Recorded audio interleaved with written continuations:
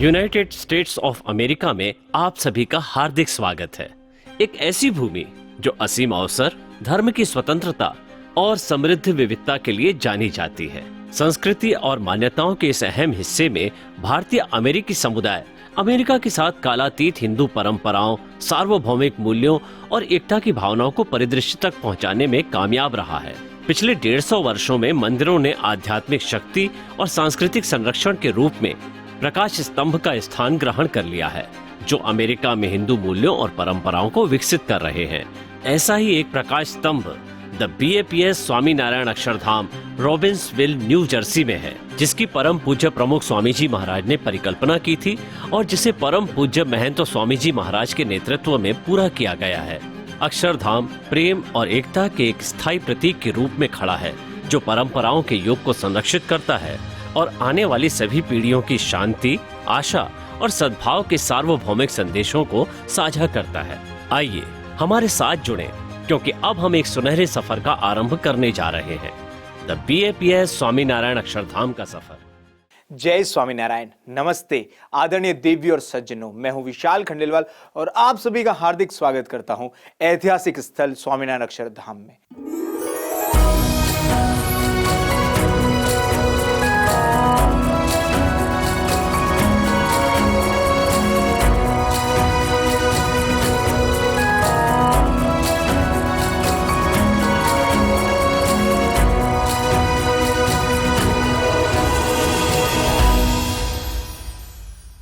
यह मंदिर अमेरिका के न्यू जर्सी में रॉबिन्सविल टाउनशिप में बनाया गया है। आइए अक्षरधाम परिसर की सराहना करने के लिए कुछ और पल निकालें। न्यू जर्सी के रॉबिन्सविल में 185 एकड़ में फैले इस ऐतिहासिक स्थल को विश्व के अलग अलग देश से 12,500 से अधिक स्वयंसेवकों ने स्वयं को तन, मन और धन से सहित समर्पित किया है। अमेरिका में BAPS स्वामीनारायण अक्षरधाम सिर्फ एक ऐतिहासिक स्थल ही नहीं, बल्कि पूजा का एक परम पवित्र स्थान भी है, जो परम पूज्य प्रमुख स्वामी महाराज और वर्तमान गुरु परम पूज्य महंत स्वामी महाराज के दूरदर्शी मार्गदर्शन से प्रेरित है। यहाँ आने वाले प्रत्येक व्यक्ति शांति और सुख का अनुभव करता है और अपनी आस्था से भक्ति करता है। अक्षरधाम एक पवित्र स्थान है जो प्रत्येक श्रद्धालु का स्वागत करता है। और स्वागत यानी वेलकम की बात चली है तो हम अक्षरधाम में दुनिया भर से आए हुए विजिटर्स का वेलकम करने वाले पहले स्थान को स्पॉटलाइट करें, जो है द वेलकम सेंटर। मेरे प्यारे दर्शकों, चलिए हम इस वेलकम सेंटर को अंदर से देखते हैं। यह वेलकम सेंटर मुलाकातियों के लिए संपर्क करने का पहला माध्यम है। यह सेंटर उन्हें जानकारी और मार्गदर्शन देता है और साथ ही अक्षरधाम घूमने आए सभी दर्शनार्थियों का हार्दिक स्वागत करता है। BAPS स्वामीनारायण अक्षरधाम में आपका हार्दिक स्वागत है, जो हिंदू वास्तुकला और संस्कृति का एक सीमा चिन्ह है। जैसे ही आप अक्षरधाम वेलकम सेंटर के दरवाजे से आगे बढ़ते हैं, आपका उत्साह से स्वागत किया जाता है एक शानदार लॉबी और मैत्रीपूर्ण स्वयं सेवकों द्वारा, जो आपको परिसर में मदद करते हैं। वेलकम सेंटर को एक हवेली के रूप में डिजाइन किया गया है। हवेली एक ऐसा शब्द है जो 17वीं शताब्दी के दौरान भारतीय उपमहाद्वीप में पाए गए महलों और मकानों की भव्यता को दर्शाता है। ऐतिहासिक रूप से ये हवेली जीवंत सांस्कृतिक केंद्र के रूप में काम करती थी, जहां समुदाय आते थे और एक साथ मिलकर संगीत, नृत्य और भक्ति में डूब जाते थे, जो परंपरा और जीवन शक्ति में समृद्ध एक समाज को दर्शाता है। जैसे ही आप इस जटिल रूप से डिजाइन की गई हवेली में घूमेंगे, आप इसकी चमक से मंत्रमुग्ध हो जाएंगे। यहाँ 2700 से अधिक दिए हैं, जो आशा, खुशी और एकजुटता का प्रतीक हैं। हवेली की दीवारों पर उत्सव के दृश्यों और स्वामीनारायण संप्रदाय के संस्थापक भगवान स्वामीनारायण का जीवन और शिक्षाओं को दर्शाने वाली पेंटिंग्स सजी हुई हैं। शांति, सद्भाव और भक्ति के ये पाठ BAPS की सभी वैश्विक गतिविधियों के माध्यम से गूंजते रहते हैं, जिसमें ये स्वामीनारायण अक्षरधाम भी शामिल है। जैसे जैसे आपकी आंखें ऊपर की ओर बढ़ती हैं, आप देखेंगे कि छत को बारीकी से नक्काशीदार टाइल्स से सजाया गया है। उसमें है हाथियों, हंसों, तोतों और विभिन्न पुष्प और ज्योमेट्रिक पैटर्न का चित्रण। हाथी शक्ति, बुद्धि और राजसत्ता के प्रतीक है। हंस पवित्रता और अनुग्रह का प्रतीक है, जबकि तोते अपने जीवंत रंगों और मानव भाषण को मिमिक करने की संचार, सौंदर्य और जीवन की विविधता के उत्सव की क्षमता का प्रतिनिधित्व करते हैं। वेलकम सेंटर का आज का हमारा समन्वेषण स्वामीनारायण अक्षरधाम की सुंदरता और भव्यता के विशाल विस्तार की मात्र एक झलक प्रस्तुत करता है। रॉबिन्सविल, न्यू जर्सी की अपनी यात्रा की योजना बनाते वक्त आप हिंदू वास्तुकला और संस्कृति के हृदय में एक अविस्मरणीय यात्रा के लिए तैयार रहें। दी वेलकम सेंटर सिर्फ एक प्रवेशद्वार नहीं है, यह अपने आप में एक वास्तुशिल्प की क्लासिक कृति है। दोस्तों, मुझे इस वेलकम सेंटर का एक हिस्सा बहुत ही ज्यादा पसंद है, जिसके अंदर 2700 से अधिक दिए रखे गए हैं। और हां, यहां विशेष रूप से विविध पशुओं की आकृतियों को नक्काशित किया गया है। और हर बार जब हम यहां से गुजरते हैं तो हमें उन्हें ढूंढने का ये छोटा सा खेल खेलना पड़ता है। जैसे कि आप सभी जानते हैं, हाथी ताकत और शक्ति का प्रतीक है। हाथी जब अपने झुंड के साथ होता है तो उसमें एक असाधारण ताकत आ जाती है। यह एहसास मुझे उन 12,500 स्वयंसेवकों की सामूहिक भावना की याद दिलाता है, जो एक साथ आए अक्षरधाम को जीवंत करने के लिए। अरे वाह, क्या समरूपता है। अब तो मुझे आपको हमारे अगले segment voice of the volunteers के बारे में जानकारी देने में बहुत ही ज्यादा आसानी होगी। हम उन निस्वार्थ वॉलंटियर्स के समर्पण की कहानियों पर प्रकाश डालेंगे, जिन्होंने अक्षरधाम को आज इस मुकाम तक पहुंचाया है। मेरा बेटा 8 जून को कॉलेज से स्नातक हुआ।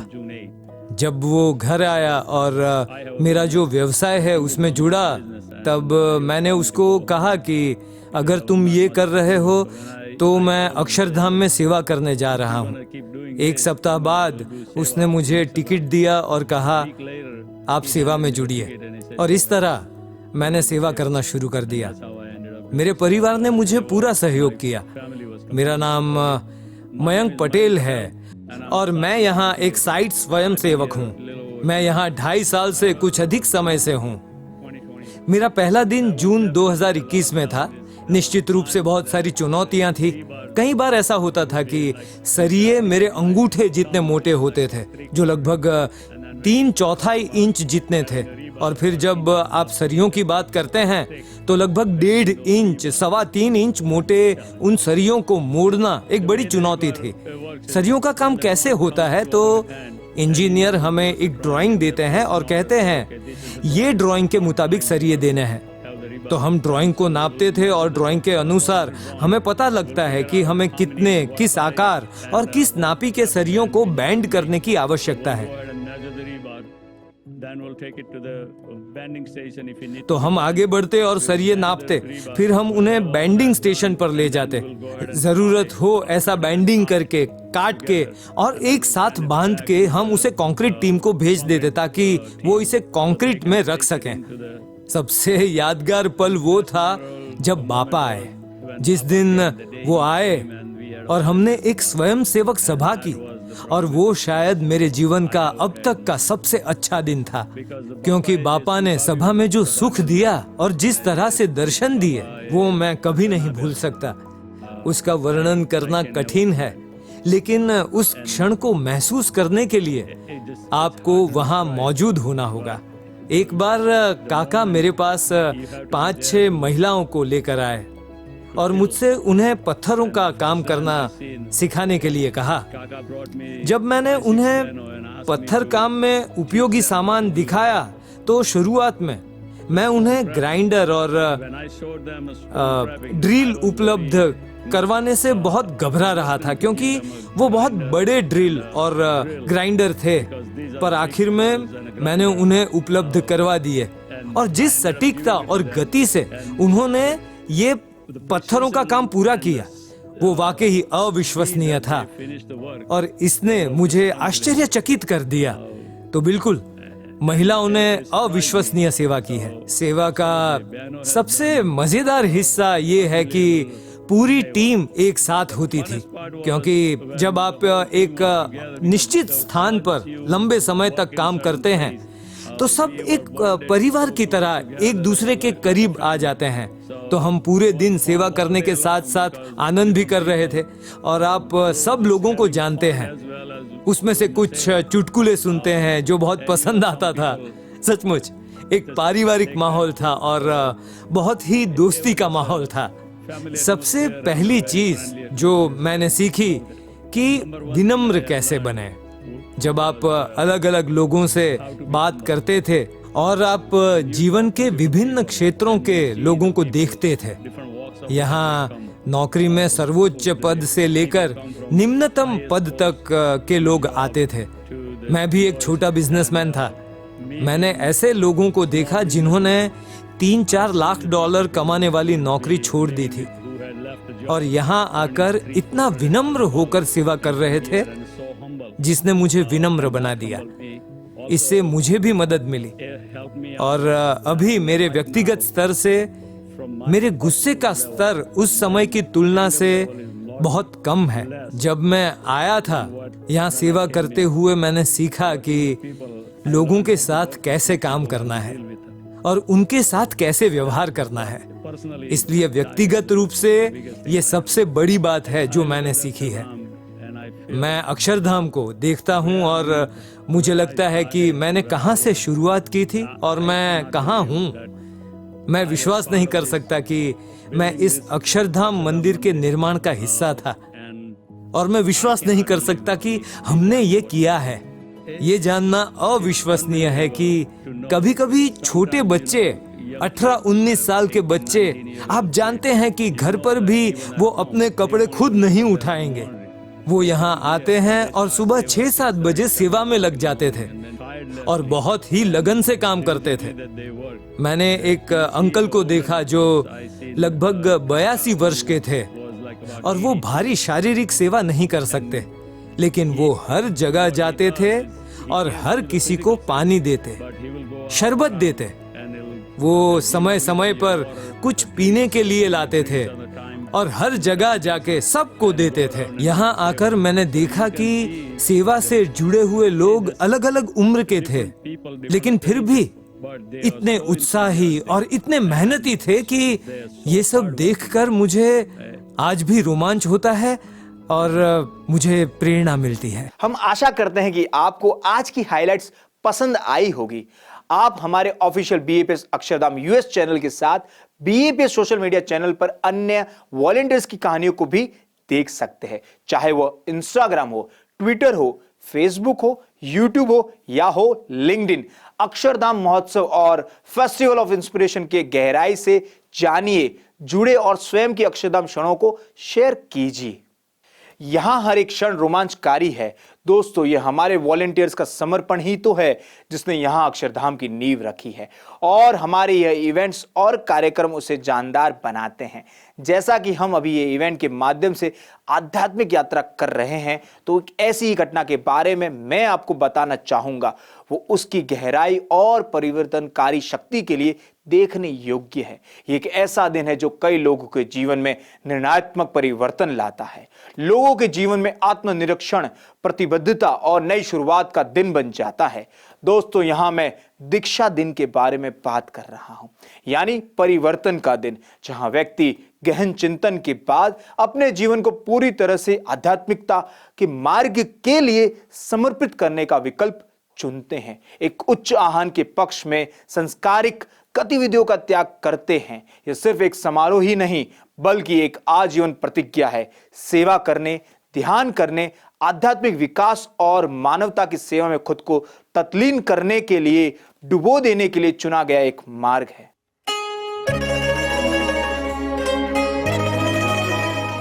અક્ષરધામ મહોત્સવના ઉપક્રમે આજે અક્ષરધામના પ્રાંગણની અંદર આ ભવ્ય અને દિવ્ય દીક્ષા મહોત્સવ ઉજવાઈ રહ્યો છે, ત્યારે સૌના અંતરની અંદર આનંદ છે। અમેરિકાની ધરતી ઉપર સૌ પ્રથમ વખત એવું બનતું હશે કે આટલી મોટી સંખ્યાની અંદર એ નવયુવાનો દીક્ષા લઈ રહ્યા છે।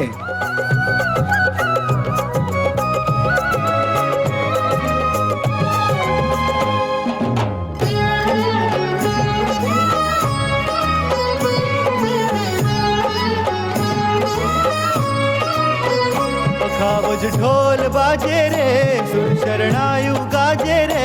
पखावज ढोल बाजे रे, सुर शरणायु गाजे रे। श्री जी प्रगट बिराजे रे, धन्य अवसरियो आजे रे। दीक्षा दीक्षा पे यज्ञ पुरुष जी शांति भगत हर खाए रे गुरुवर वारी जाय रे अक्षर देरी माय रे नारायण स्वरूप नाम धरायु भगवा माय रे मंगल छायो धणे भुवन मा सुरगण किन्नर गाय मखावज ढोल बाजे रे सुर शरणायो गाजे रे श्री जी प्रगट बिराजे रे धन्य अवसरियो आजे रे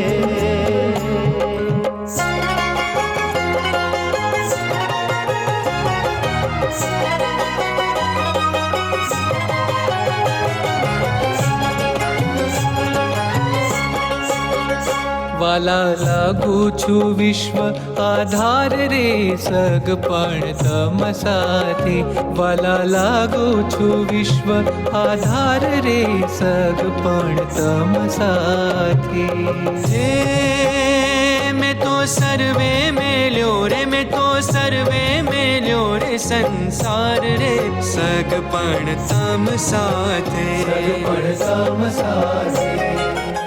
બાકી આ તો ઘણી બધી પદવીઓ લઈને આવેલા આમાં બધા યુવકો છે, બધા દેશ વિદેશની અંદર ખૂબ ભણેલા ગણેલા સારા ઘરના બધા છે, બધા માન મર્તબો પદવી બધું બહુ લીધેલું છે, પણ આજે મોટામાં મોટી પદવી છે સાધુની પદવી.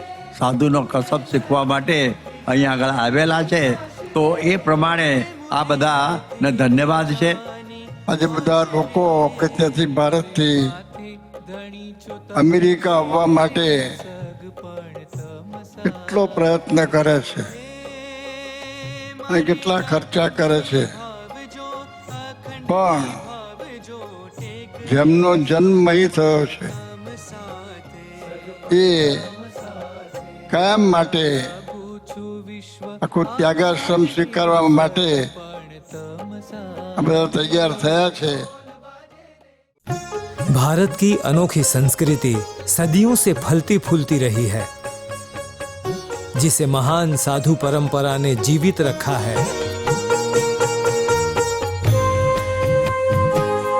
इस महान विरासत को भगवान श्री स्वामीनारायण द्वारा पुनर्जीवित किया गया था. साधुओं के लिए उन्होंने जो आदर्श स्थापित किए, उन्हें आज भी प्रमुख स्वामी महाराज द्वारा स्थापित BAPS संत प्रशिक्षण केंद्र के माध्यम से संरक्षित किया हुआ है और अभ्यास में लाया जाता है.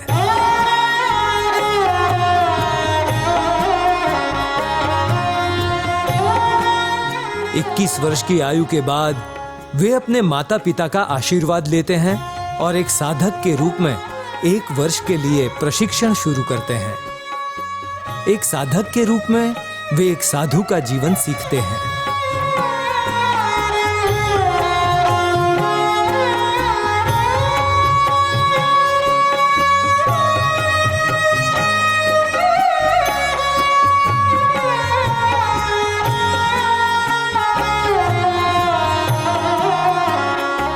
पर्याप्त आत्मनिरीक्षण और आध्यात्मिक लक्ष्य की स्पष्ट समझ के बाद एक साधक दीक्षा के लिए पात्रता प्राप्त करता है. माता पिता खुशी खुशी अपने प्यारे बेटे को उसकी नई यात्रा त्याग के मार्ग पर आगे बढ़ने का आशीर्वाद देते हैं. બહુ જ આનંદ થયો કે સાધુ થાય એનાથી બીજું વિશેષ શું જોઈએ એમ. એટલે અમને તો બહુ જ આનંદ હતો જ્યારે કહ્યું ત્યારે. ત્યારથી રોજ પ્રાર્થના કરતા હતા કે બાપા એમનો સંકલ્પ છે તો પૂરો કરજો. અમારા કુટુંબમાં એકમાત્ર દીકરો છે, બંને ભાઈઓ વચ્ચે, અને અમારા બધા માટે ખૂબ મોટું ગૌરવ કહેવાય એમને પગલું ભર્યું છે. અમે ખરેખર ખૂબ જ રાજી છીએ. તો અમે તો કંઈ જે ઘરમાં ચાલતા હોય પણ મેઇન વસ્તુ એને બધું બાળ મંદિરમાં એ 4 યરનો હતો ત્યારથી એ બાળ મંદિરમાં રેગ્યુલર જતો હતો. નાનપણથી જે છોટાઓ નાના હતા ત્યારથી જ અમે ઢળ સભા કે આરતી પૂજા દર્શ એ બધું આપણે કરીએ, જે આહનિક આપણે કરીએ છીએ એ બધું રેગ્યુલર અમે કરતા હતા. બાકી તો પછી એની પ્રેરણા તો એને મહારાજ સ્વામીમાંથી જ મળતી હશે. અને એમને કહ્યું કે મમ્મી ડેડી અમને જરાય ચિંતા નથી, તમે જે પ્રેમ આપો છો એના કરતાં અનંત ગણો પ્રેમ અહીંયા અમને ગુરુજી સંતો આપે છે. અને સૌ પ્રથમવાર સત્સંગમાં તો હજુ આ 6 મહિના થયેલા અને પ્રમુખ સાહેબ મહારાજે મારો ફોન લીધો અને અમદાવાદની અંદર બાપા બિરાજમાન હતા અને આજુબાજુ એટલા બધા હરિભક્તો, એટલો બધો ઘોઘાટ હતો, પણ એ જે 3 મિનિટ પ્રમુખ સાહેબ મહારાજે મારી સાથે જે વાત કરી પ્રેમથી, એટલી બધી બળભરી વાત અને આશીર્વાદ સ્વામી એવા રૂડા 3 મિનિટની અંદર આપ્યા, એ વખતે મને પ્રતીતિ થઈ કે આવા ગુરુ જો એક અજાણ્યા હરિભક્ત જે હજુ તો સત્સંગમાં આવ્યા છે એમના માટે 3 મિનિટ અને આટલી પ્રેમથી વાત કરી શકે, હું તો દીકરો આપીશ તો મને કોઈ ચિંતા નથી. જેના શરણે ગયા છે એ તો અનંત જન્મનું સુખ આપશે, રાઈટ? એ લોકોને એટલે એવી તો કોઈ ચિંતા જ નથી એ લોકોની ના આપણને. અને સ્વામી એવા છે કે આપણા કેટલા મોટા ભાગ્ય કે બાપાએ એમને સ્વીકાર્યા છે. એટલે અમે તો અમારી જાતને ધન્ય સમજીએ છીએ કે બાપા આવા તો અમે તમને અમારા હોય ને એટલા દીકરા તમને અર્પણ કરીએ તો પણ.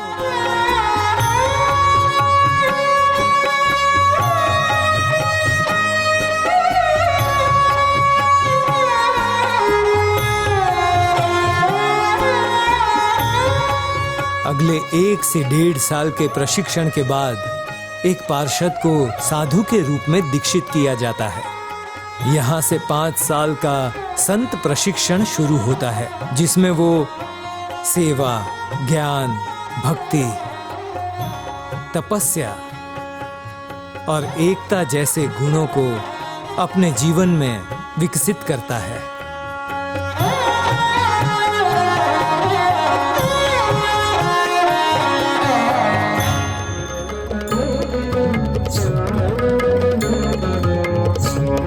संत प्रशिक्षण केंद्र का फल.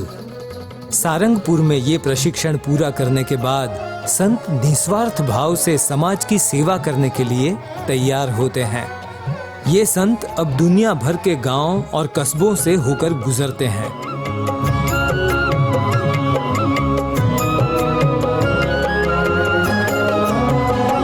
समुदाय में मूल्यों और चरित्र का पोषण करने हेतु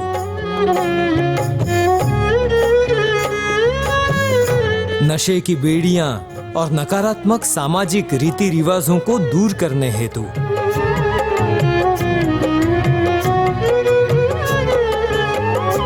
आस्था और भक्ति को मजबूत करने हेतु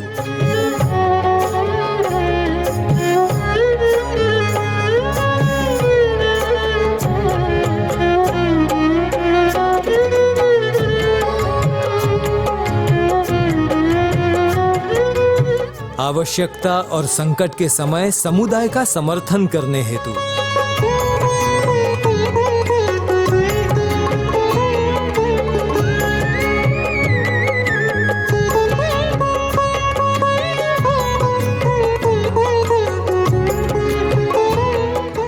दुनिया भर में आध्यात्मिक केंद्र बनाने और प्रबंधित करने हेतु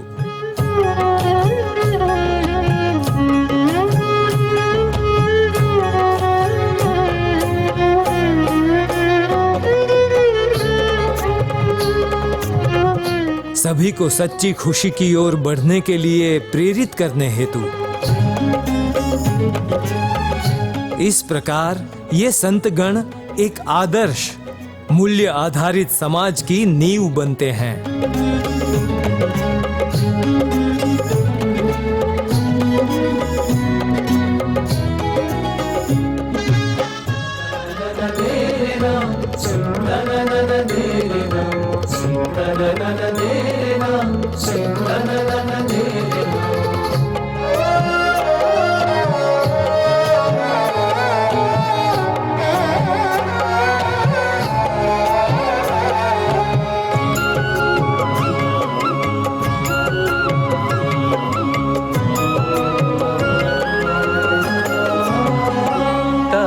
ઉતરેલી પાઘ મને આપ મારા સ્વામી, તારી ઉતરેલી પાઘ મને આપ મારા સ્વામી, મને ભગવા તે રંગ તણાવતા, મને ભગવા તે રંગ તણાવતા, મારા મૃગ જળના ભાગ્યથી છોડાવ મારા સ્વામી, મારા મૃગ જળના ભાગ્યથી છોડાવ મારા સ્વામી, મને ભગવા તે રંગ તણાવતા, મને ભગવા તે રંગ તણાવતા.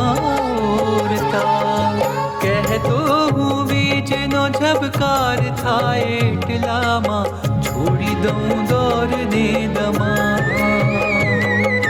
વેણ તારું રાખવા હું રાજપંથ છોડીને કાંટાળી કેડી જઉં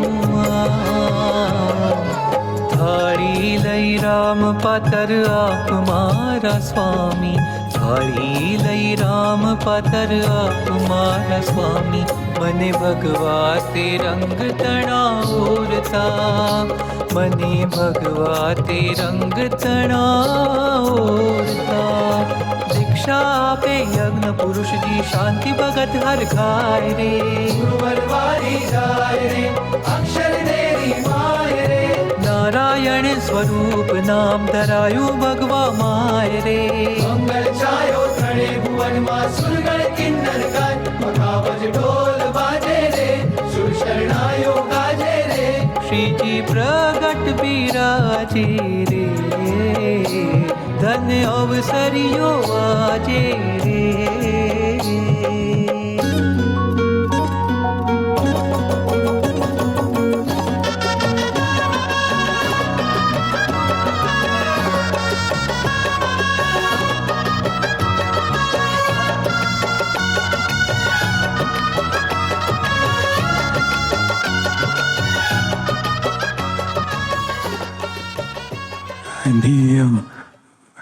મહોત્સવ થઈ ગયો અને બધાને હરિભક્તો આનંદ થઈ ગયો એટલે હવે મને બધા સફળ થાય બધાને ધ્યેય સિદ્ધ થાય જે અક્ષરરૂપ થયું પુરુષોની ઉપાસના કરી એ બધાને સિદ્ધ થાય એ જ પ્રાર્થના. આ વર્ષ અમેરિકાનું 50 વર્ષ સુવર્ણ મહોત્સવ સત્સંગ મંડળનો છે. એ નિમિત્તે 60 સંતો પાર્ષદો સાધકોની ભેટ પરમ પૂજ્ય સ્વામીશ્રીના ચરણે અત્યારે સૌ આપી રહ્યા છે અને એ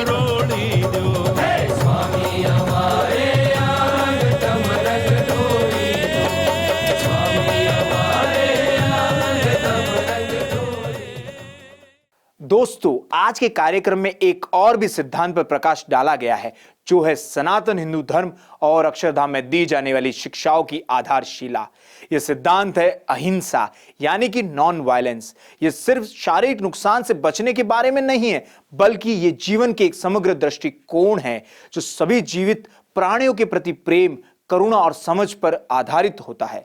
दोस्तों, कितनी सुंदर बात है ना. यह महात्मा गांधी के जीवन का एक विशिष्ट सिद्धांत था. आइए आज के कार्यक्रम से मुख्य आकर्षण का अनुभव करें जो गांधी जी के जीवन के उत्सव के माध्यम से इस सिद्धांत का खूबसूरती से संक्षेपण करता है.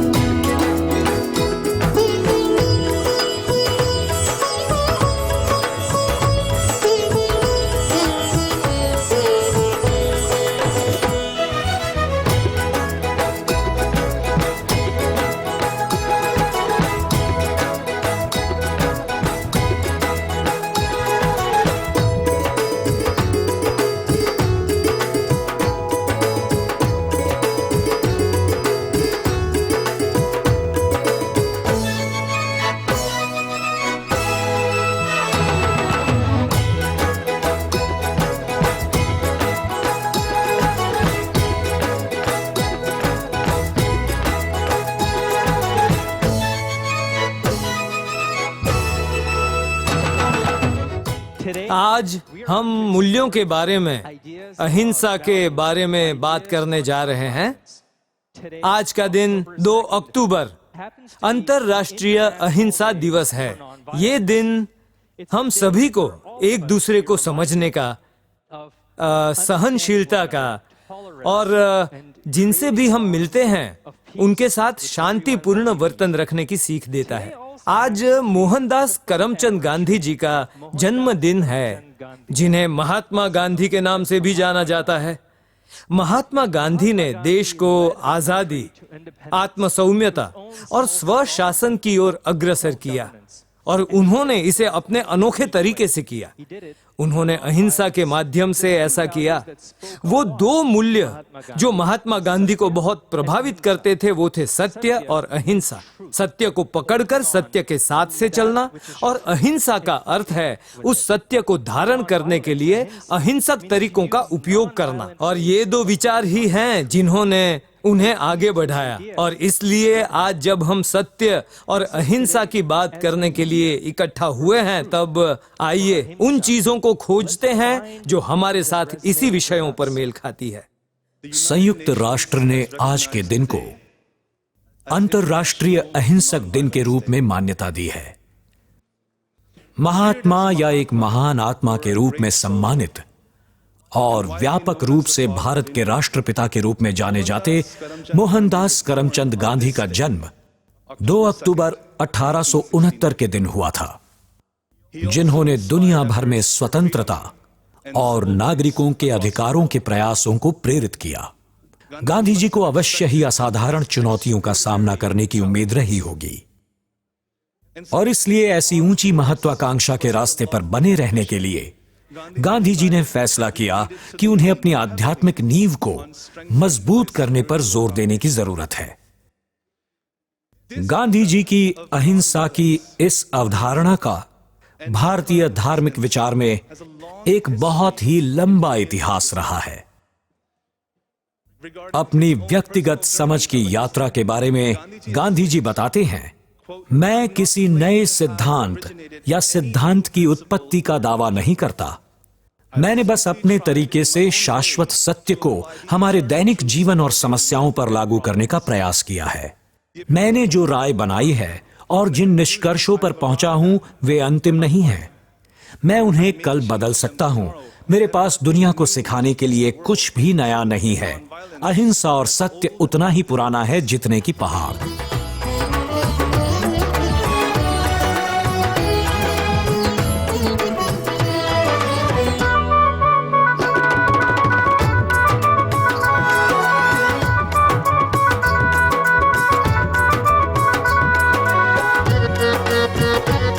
कृपया अलबामा राज्य मिशनरी बैप्टिस्ट कन्वेंशन के अध्यक्ष के chief of staff doctor Patrick L sellers का हार्दिक स्वागत करने में मेरे साथ सम्मिलित हों।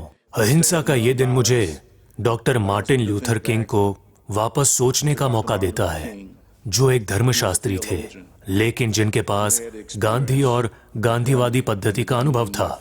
केवल आज के दिन भी यदि हम इन सिद्धांतों को प्रत्येक मनुष्य को प्रदान करें तो हमारे पास एक ऐसा स्थान होगा जो प्रेम और अहिंसा से भरा होगा।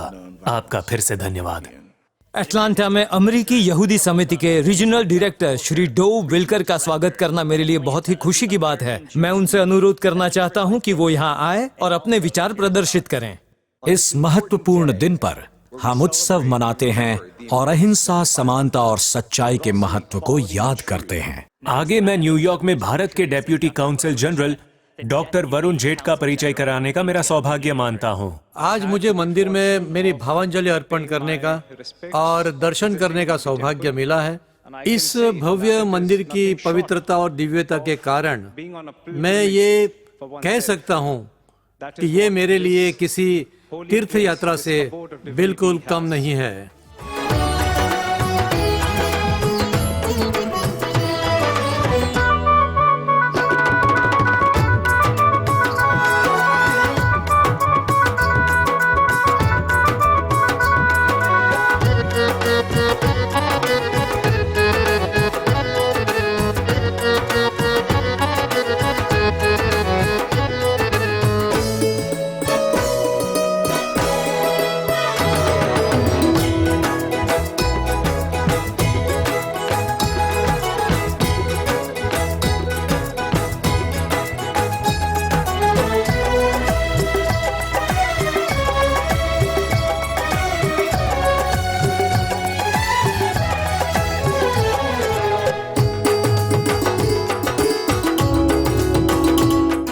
कुछ सप्ताह पहले अक्षरधाम में जीएम स्वामी के साथ मुझे वास्तव में सम्मानित महसूस हुआ और मैं उस यात्रा से वास्तव में भारत के असाधारण मंदिर और इतिहास को देखकर इतना प्रेरित हुआ कि जब मोहक भाई ने मुझे बताया कि ये कार्यक्रम है और उद्घाटन में मुझे यहाँ आना ही है और अब जब मैं वापस जाऊंगा तो यहाँ आने के लिए कांग्रेस के सदस्य और हमारे राष्ट्रपति जी सभी को प्रोत्साहित करूंगा,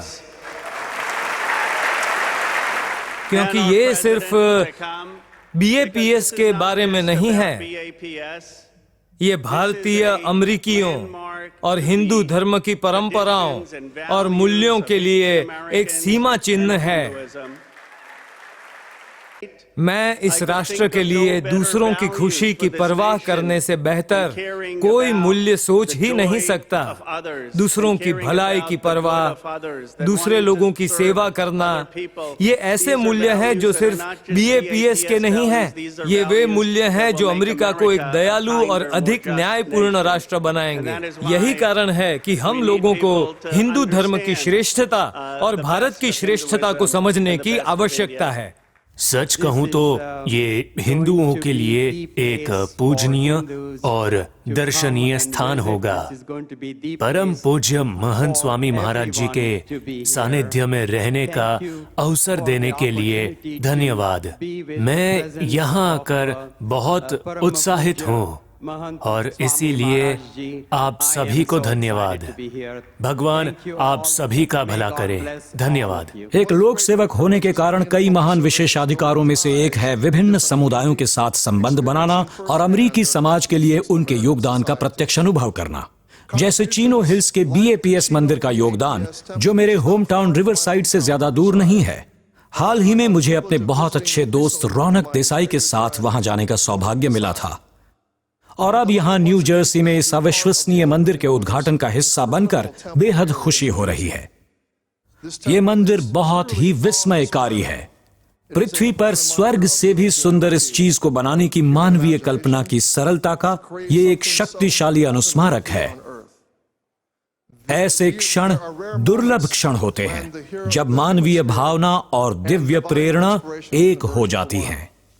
इस भव्य मंदिर का उद्घाटन एक ऐसा ही क्षण है और मैं आपका आभारी हूं कि आपने मुझे इसका हिस्सा बनाया। ये मंदिर निस्वार्थ सेवा की असीमित शक्ति का, बलिदान का, समुदाय की असीमित शक्ति का, खुद को एक दूसरे के प्रति समर्पित करने का एक प्रमाण है और खुद से भी बड़ी किसी चीज के लिए, सही के लिए खड़े होने के लिए सबसे विकट बाधाओं और परिस्थितियों पर काबू पाने की असीमित शक्ति का भी ये एक जीवंत प्रमाण है।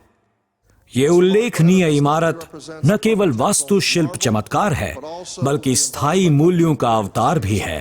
वो सिद्धांत जो हमें एक साथ बांधते हैं, रंग, जाति या पंथ की परवाह किए बिना।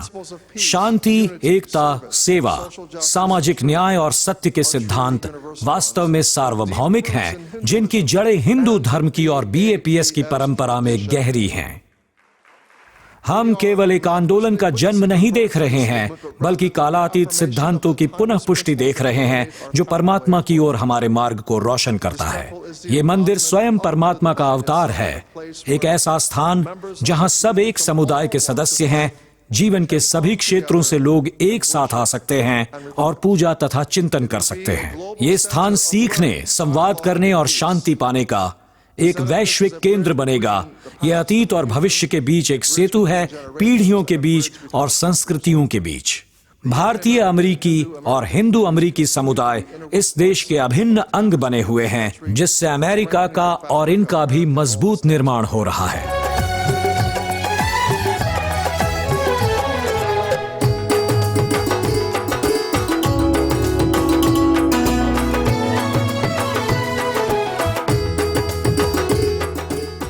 Today is the International Day of Non-Violence in memory of Mahatma Gandhi. Non-violence is the path to universal peace, from individuals to family to all of society. જ્યાં અહિંસા છે, જ્યાં અહિંસા હોય છે ત્યાં સુખ, શાંતિ અને આનંદનો અનુભવ થાય છે. અને મરણ હોય છે ને કોઈને પણ દુખવાનું નહીં, કોઈનું પણ દિલ દુખાય નહીં. તે જે વર્તું તે અહિંસાનો માર્ગ છે. Mahatma Gandhiji was one of the great souls who inspired and taught us these values.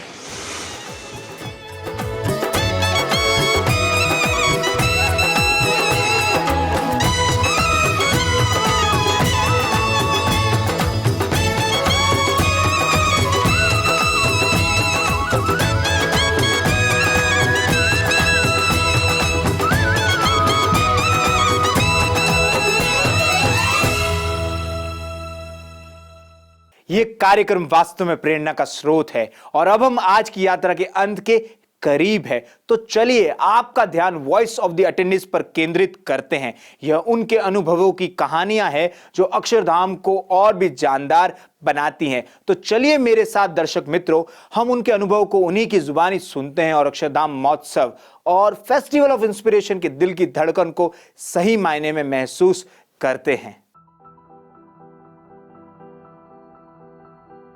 वास्तुकला और जिस ऊर्जा के प्रवाह से इसे बनाया गया है वह बिल्कुल अद्भुत है. मेरा नाम रिलेक मंडेला है. मैं नेल्सन हॉली मंडेला के पहले बेटे की पोती हूँ.